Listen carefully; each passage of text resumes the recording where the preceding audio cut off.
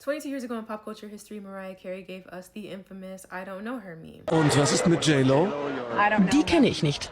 And to this day, these two are still not getting along. So here's why. It all started in the 90s. Mariah Carey was a huge artist at this point. Her career was completely taking off. It was also around this time that her marriage to record executive Tommy Mottola had come to an end. Well, back in the 90s, Mariah Carey had secured a sample from JLo Magic Orchestra's song Firecracker. She was planning to use this sample in her song Loverboy. Well, remember Tommy Mottola? He was the head of Sony Music, and reports were saying that the divorce between these two was not amicable. It was a very bitter divorce, lots of fighting, stuff like that. Tommy Mottola catches wind that Mariah Carey wants to use that JLo Magic Orchestra song in her single, so he actually goes and clears that same song for another artist. That artist was Jennifer Lopez, and now it was not completely unheard of for artists to be using the same sample. Mariah Carey did not think that it was a coincidence and said that it was a pattern of him interfering in her professional life. Years later, Mariah Carey is doing an interview and she's asked about Beyonce, and she's like, "Oh, I love Beyonce," and then they ask her about JLo and she says, "I don't know her." In 2002, she appeared on Larry King Live, and Larry King asked her about feuds that she might have within the industry, and Mariah Carey said that she was focused on her God-given talent of singing and songwriting. Now, you might think at first glance that that is a very neutral answer because she's just focused on her God-given talents, but it is not a neutral answer because she's talking about JLo, who does not have those God-given talents of singing and songwriting. This is not a secret at this point. It's very common knowledge that Jennifer Lopez was known for leaving the demo vocalist on the actual track. So the Jennifer Lopez songs that we might have heard all those years ago